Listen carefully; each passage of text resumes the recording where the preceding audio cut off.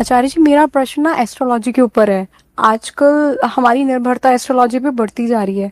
बहुत सारी new apps भी आ गए हैं एस्ट्रोलॉजी पे।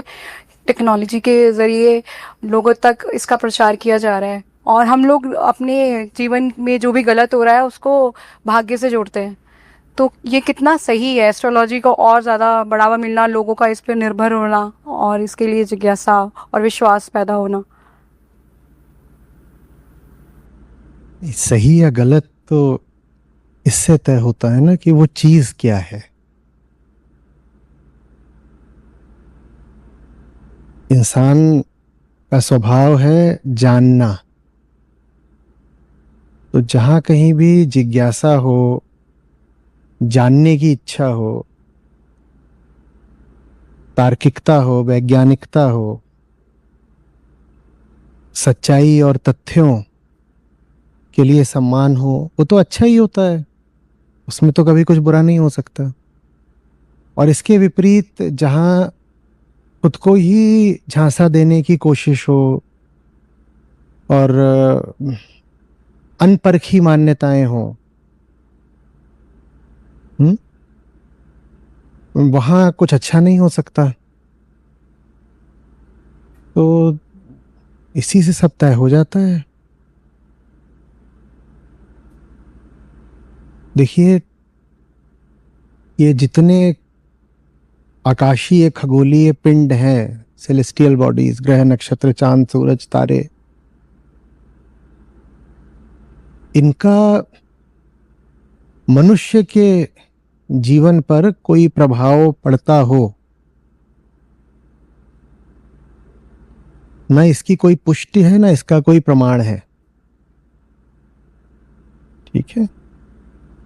लेकिन ऐसी बातें करके मनोवैज्ञानिक रूप से हमें एक सांत्वना मिल जाती है। पहला ये कि मेरी जिंदगी में जो हो रहा है उसका जिम्मेदार मैं नहीं हूं, भाग्य है। मैं क्या करूं? सूरज, चांद, नक्षत्र की स्थिति ही मेरी ऐसी चल रही है कि मेरे साथ जो होगा उल्टा पुल्टा ही होगा। तो अपने दुख या अपने बंधन का जिम्मेदार मैं नहीं हूं। तो जिम्मेदारी से बचने में मदद मिल जाती है, आदमी रिस्पॉन्सिबल रह पाता है। और दूसरा, जो भीतर सदा डर बैठा होता है कि आगे क्या होगा, तो एक तरह की सांत्वना मिल जाती है खुद को कि आगे क्या होने वाला है मैं ये जान सकता हूं और नियंत्रित कर सकता हूं। अपनी सुविधा, अपने स्वार्थ, अपनी कामना के अनुसार मैं फ्यूचर को जान भी सकता हूं, और कुछ कुछ विधियां, उपाय, रिचुअल्स करके मैं उनको नियंत्रित भी कर सकता हूं। तो कुल मिलाकर के इस पूरी चीज का मनोवैज्ञानिक कारण बस इतना ही है, इर्रिस्पॉन्सिबिलिटी एंड इनसिक्योरिटी। इर्रिस्पॉन्सिबिलिटी माने अपने ऊपर दायित्व तो न लेना, बल्कि दायित्व तो किस पर डाल देना? भाग्य पर डाल देना, चांद तारों पर डाल देना, ग्रहों की स्थितियों पर दायित्व डाल देना। मैं थोड़े ही असफल हूं, मुझे तो असफल किया जा रहा है क्योंकि इस वक्त पर मेरी जो है हाँ, ग्रह नक्षत्र दशा ऐसे चल रहे हैं कि मैं क्या करूं। और दूसरा, डर जब बहुत है भविष्य को लेकर, तो अपने आप को ये सांत्वना दे लेना कि चलो भविष्य को जाना वगैरह जा सकता है। मनोवैज्ञानिक कारण बस, और कुछ नहीं है, इतना ही है। ये बातें मैं आपसे बहुत बार कर चुका हूं। ज्योतिष पर, एस्ट्रोलॉजी पर मैं आपसे बहुत बार बातें कर चुका हूं। आप कई बार पूछोगे तो भी मैं बस ये बता सकता हूं कि कौन सी भीतर चीज होती है जो इस प्रकार की सांत्वनाओं की मांग करती है। भीतर कौन वो बैठा है डरा हुआ, जिसको इस तरीके के सहारे चाहिए होते हैं। भले ही वो झूठा सहारा हो, पर हम कहते हैं कि हमें वो सहारा दे दो। मैं आपको यही बता सकता हूं। आप अगर समझना चाहते हैं कि उससे नुकसान क्या होता है, आपने पूछा ना सही क्या है गलत क्या है, सही गलत के आगे हानि लाभ भी आपको देखना है अगर, तो उसका एक तरीका है जो मुझे सूझ रहा है। इसकी तुलना ना एस्ट्रोलॉजी की एस्ट्रोनॉमी से कर लीजिए तो पता चलेगा। इसकी तुलना एस्ट्रोनॉमी से कर लीजिए। तो पता चलेगा कि हानि लाभ कितना है। ज्योतिष शास्त्र और खगोल विज्ञान, एस्ट्रोनॉमी। आप बैठ जाइए, अब बात लंबी जाएगी। एस्ट्रोलॉजी भर होता तो मैं यहीं पर रुक जाता, अब लंबी जाएगी। लेकिन तो बात होगी सन 1610 के आसपास की। ठीक है, मुगल बादशाह जहांगीर के दरबार में अंग्रेज दूत पहुंचते हैं नए नए। अंग्रेजों ने भारत में आना अभी शुरू ही करा है। तो ये नए दूत पहुंचते हैं और कह रहे हैं कि हम इंग्लैंड के बादशाह का आपको सलाम लेकर आए हैं और हम चाहते हैं कि हमें भारत में व्यापार करने की अनुमति मिले। तो इंग्लैंड की बादशाह की ओर से हम आपके लिए कुछ तोहफे भी लेकर आए हैं। तो उन्होंने जो तोहफे थे वो पेश किए जहांगीर के सामने। तो उन तोहफों में एक जो जो जो उभरती हुई ब्रिटिश मशीनरी थी, तो उससे तैयार किया गया एक ऊनी शॉल जैसा था। कुछ और चीजें थीं और साथ में एक घड़ी थी, मैकेनिकल क्लॉक। क्या थी? घड़ी, मैकेनिकल क्लॉक। तो जहांगीर ने वो सब स्वीकार कर लिया और एज अ रिटर्न गिफ्ट कि ठीक है, आपने हमें ये भिजवाया, आप जाके आप अपने राजा को, इंग्लैंड के राजा को आप ये सब चीज़ें दीजिएगा। तो जहांगीर ने बहुत बड़े बड़े सोने के बर्तन और हीरे जवाहरात और ये सब चीज़ें उनको दी कि ठीक है, अब आप ये उनको हमारी ओर से दीजिएगा। इसके बाद ये सब जब दूत चले गए दरबार से, तो जहांगीर ने पूछा, ये इंग्लैंड का जो बादशाह है, ये है भी कोई बड़ा बादशाह? जो इंग्लैंड का बादशाह है, ये कोई बड़ा बादशाह है भी? अपने दरबारियों से पूछा। बताओ क्यों पूछा? क्योंकि वहां से जो चीजें आई थी वो साइंटिफिक सोफिस्टिकेशन रखती थी कुछ हद तक। सोना चांदी नहीं भिजवाया था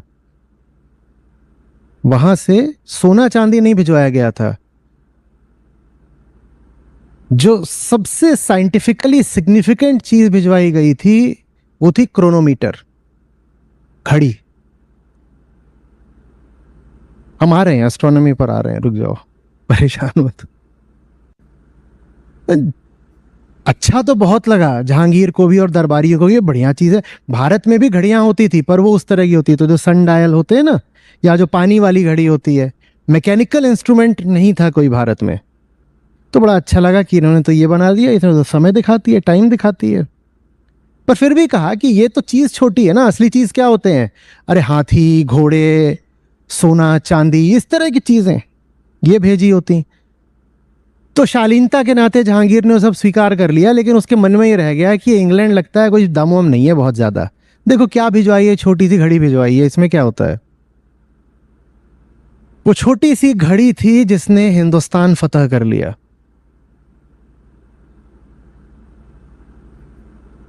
समझते हैं बात क्या है?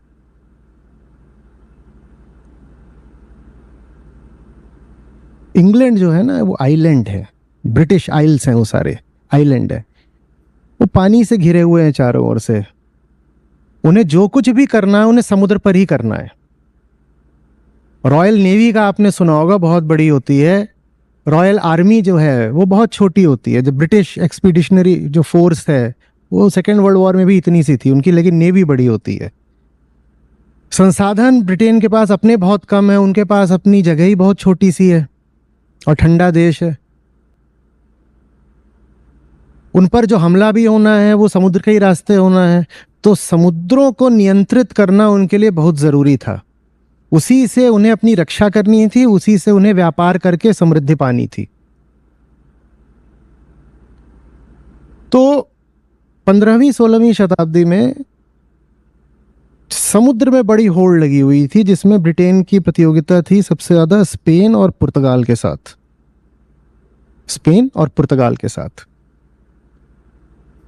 जो कोई समुद्र पर राज करेगा, यह पक्का था कि वही व्यापार पर राज करेगा। लेकिन समुद्र में चलने के लिए जहाज को अपनी जगह का पता होना जरूरी होता है, नहीं तो जहाज चल तो देगा ब्रिटेन से, पहुंच पता नहीं कहां जाएगा, पहुंच पता नहीं कहां जाए। पता कैसे करें? जो लैटिट्यूड होता है, अक्षांश, उसको पता करना आसान होता है। सूरज की स्थिति देख लो, पता चल जाता है, वो आसान होता है। लेकिन लॉन्गिट्यूड पता करना मुश्किल होता है, जिसको हम देशांतर बोलते हैं, वो पता करना मुश्किल होता है। और वो नहीं पता रहेगा अगर आपको, तो आपका जहाज कहीं भी इधर उधर भटक जाएगा, टकरा जाएगा, टूटेगा। एक बड़ी भारी दुर्घटना हुई भी थी इंग्लैंड के जहाज की। वो 1300 लोग थे, लॉन्गिट्यूड ठीक से नहीं समझ पाए तो वो जा करके भिड़ गए। 1300 के 1300, जो पूरा जो दस्ता ही था जहाज़ों का, वो पूरा ही मारा गया। वो जाके एक पथरीली चट्टानों से आके भिड़ गया। तो अब अगर ब्रिटेन को अपने आप को सुरक्षित रखना है, सबसे पहले सुरक्षित और उसके बाद संपन्न, तो जरूरी है कि जहाज यात्रा करे, चाहे वो ट्रेडिंग शिप हो चाहे नेवी शिप हो, जहाज यात्रा करे। और जहाज यात्रा करे उसके लिए जरूरी है कि लॉन्गिट्यूड पता चले, उसके लिए जरूरी है कि लॉन्गिट्यूड पता चले। तो आपने जीएमटी सुना है ना, ग्रीनिच मीन टाइम? हाँ। तो अभी हम बात कर रहे थे 1610 के आसपास की। 1675 में वहां पर राजा ने जो रॉयल ऑब्जर्वेटरी है ग्रीनिच में, उसका उद्घाटन किया।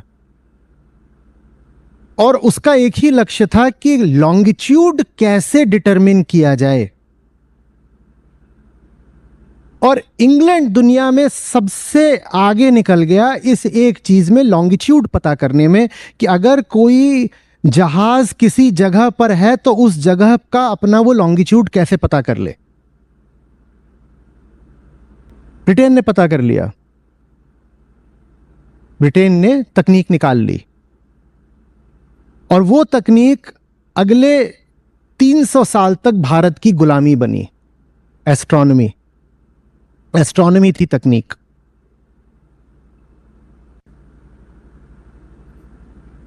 ठीक जब हम हॉरोस्कोप से खेल रहे थे,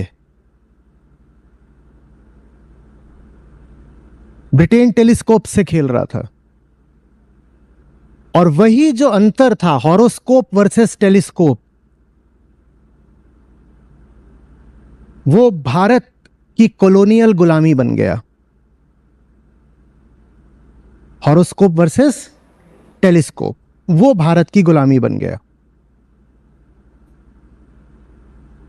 जहाज हमारे पास भी थे, पर हमारे पास एस्ट्रोलॉजी थी, एस्ट्रोनॉमी नहीं थी। और हमारे जहाज कुछ मायनों में ब्रिटिश जहाजों से बेहतर थे। इसका प्रमाण हमें यह मिलता है कि अंग्रेज जब भारत आए थे तो उन्होंने भारतीय बंदरगाहों पर ही बने कई जहाज खरीदे। उन्होंने कहा यहां भी जहाज अच्छे बनते हैं। उन्होंने भारतीय बंदरगाहों पर ही बने कई जहाज खरीदे। हमारे जहाज, हमारे पास एस्ट्रोनॉमी नहीं थी। एस्ट्रोनॉमी माने क्या होता है? एस्ट्रोनॉमी माने क्या होता है? जान पाना कि ये सारे जो चांद तारे हैं, हाँ, ये किस आधार पर गतियां करते हैं, ये किस आधार पर गतियां करते हैं। और अगर वो जान पा रहे हो तो फिर आप समुद्र में यात्रा कर सकते हो। उनको देख देख कर समुद्र में यात्रा कर लोगे, क्योंकि और तो कुछ था नहीं, सैटेलाइट नेविगेशन तो था नहीं। इन्हीं को देख के यात्रा करनी है। उनको देख के यात्रा करने के लिए एस्ट्रोनॉमी चाहिए। जहाज हमारे पास भी थे, पर हमारे सारे जहाज मॉनसून सर्किट पर डिपेंड करते थे। और वो अधिक से अधिक जाते थे, इधर अरब तक चले जाते थे, या ईस्ट अफ्रीका चले जाते थे, या साउथ ईस्ट एशिया चले जाते थे। 1-2 महीने तक का काम कर लेते थे। और जो मॉनसून विंड्स का पैटर्न था उसको फॉलो करते थे एनर्जी के लिए, विंड पावर पर चलते थे। तब इंजन तो होता नहीं था ना, तो चाहे वो अंग्रेजी जहाज हो कि भारतीय जहाज हो, चलता तो वो विंड एनर्जी पर ही था। वही सेल्स मास्ट्स लगे होते थे, उन्हीं को विंड के कॉरस्पॉन्डिंग एडजस्ट करके आप जहाज को गति दिया करते थे। हमारे पास भी जहाज थे, पर हमारे पास एस्ट्रोलॉजी थी, एस्ट्रोनॉमी नहीं थी। नहीं तो हो तो यह भी सकता था कि जैसे समुद्र पर चलकर वो यहां आ गए, उन्हीं समुद्रों को लांघकर हम भी वहां चले जाते।